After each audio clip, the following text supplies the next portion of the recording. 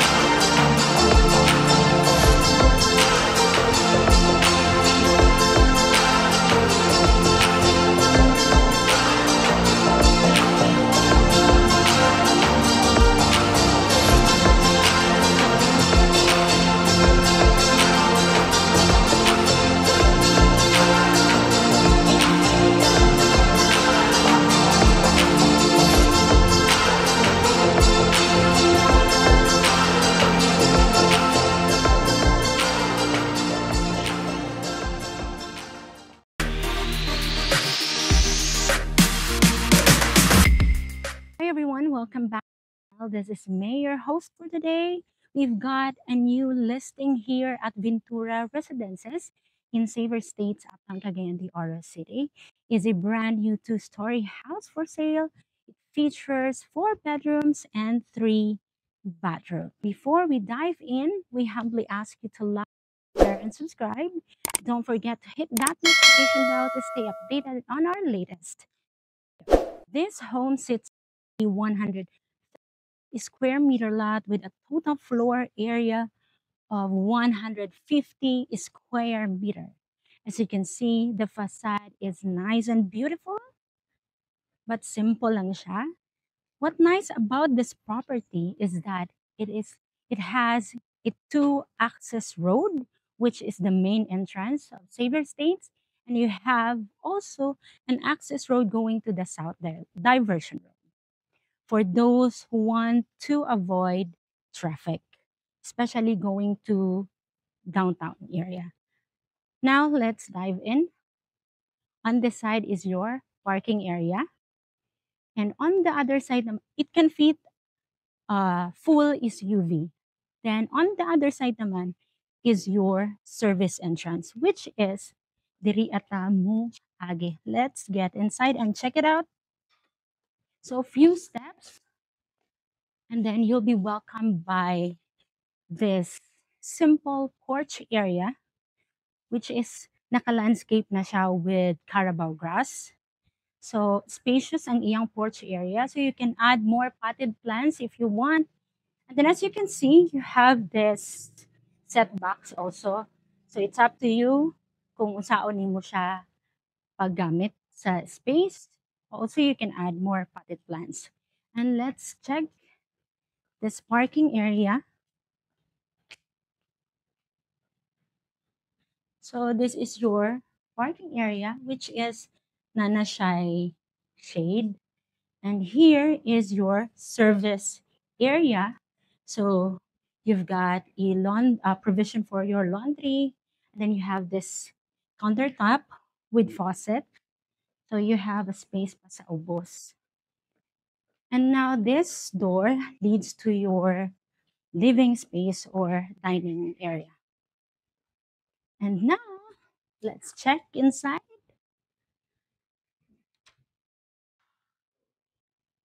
Now, main door is made of a solid wood. Upon entering, you'll be welcomed by a receiving area or living space. So this is your living space. Going here is your living space. Then, as you notice, you have a lot of window panels to bring more lights and ventilation. So sliding door na siya. Sliding door, sliding window. Then here, naka-jealous siya. And then this door leads to your parking area and service. And now here is your dining area. It can fit up to 6-seater dining table. Then next to it is the kitchen area, which is enough ang iyang kadako, especially the kitchen countertop. So naka-granite na siya. You have this aesthetic sink, and you have a faucet. So nanapod siya mga accessories. And you have a lot of cabinetry, as you can see. So for your for kitchen utensils, groceries. So here is the provision for your television. Not television, for your refrigerator. And then you got another cabinet here on this side. And then here pala is ready na siya for your range hood. And then here is the provision for your cooktop. And now let's check the toilet and bath. So this is your toilet and bath, which is very spacious. Naka-fixtures na siya, your shower area, toilet, and your beautiful modern vanity. So nanapod siya yung mirror, and then beautiful white sink here. So now we're done. And you have the space pa under the stairs. So pwede ninyo himuulog storage. And now let's check. You've got a bedroom on the ground floor for those nga nangita og balay nga ay bedroom on the ground floor for their parents or maid or for guests. So pwede ni siya. Depende na sa inyo. So again, you have a sliding window, then ano siya outlet for split type, then naanapod siya floor to ceiling na cabinet. Now, what makes this property even more special because it has a pocket hole design for natural ventilations and natural lights. So, may naka-nice. So, pwede natin siya i-open. Naka-fluted panels na siya to add more welcoming vibe. And then, you can add also a potted plants here para mas ang feeling yung more feels nature. So, nice kayo. And then, naka-jealousy siya here para 100% ang airflow niya. Nga mo So, mo ni ang advantage ani nga balay aside from the spacious nga. So, you have a pocket hole design. Then, we're done on the ground floor. Let's head up to the second floor. Please take a moment to appreciate the staircase of this house. Aside from naka-concrete siya, na sulit, wide siya compare sa the usual nga nakakita na balay. So let's head up.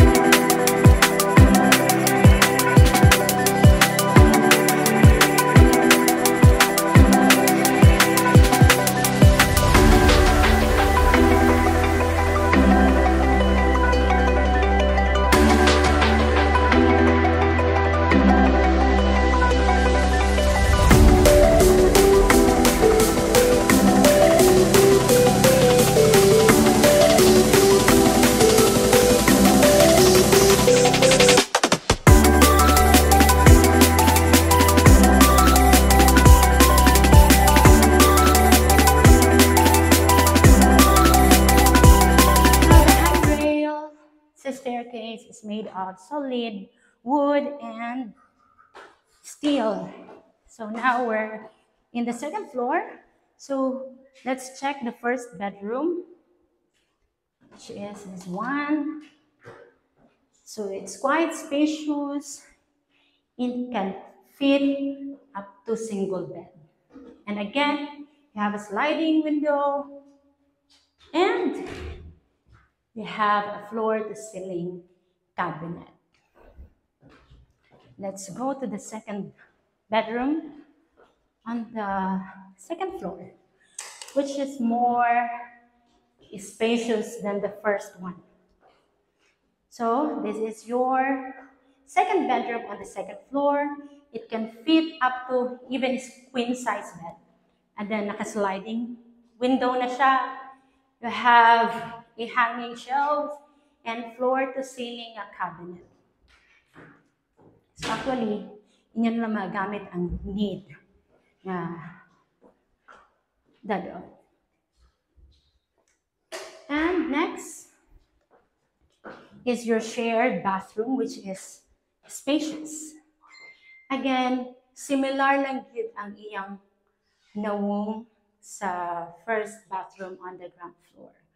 So again, you have this shower area, your toilet, and your vanity. Then hanging cabinet. Now we're done. Please take a moment to appreciate that window panels on that side.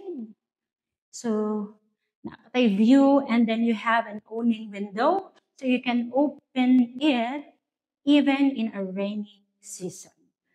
Na ang advantage po sa awning, though dili 100% ang airflow. Let's check the master bedroom. So this is your master bedroom. Welcome. It's very spacious, very expansive actually. And then you have a window na jealousy, naka-jealousy siya.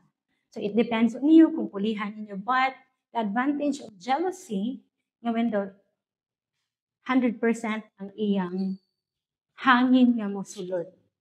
So if you don't want to use the aircon, so pwede na po ninyo. Now, we've got an outlet there, and then napaka-sliding window here. And then, as you can see, you have a lot of cabinet, floor-to-ceiling na po na cabinet here. And then now, we'll check the master bathroom. So it's still spacious, spacious. Then you have the shower area, toilet, and vanity, which is nice and modern. So now we're done.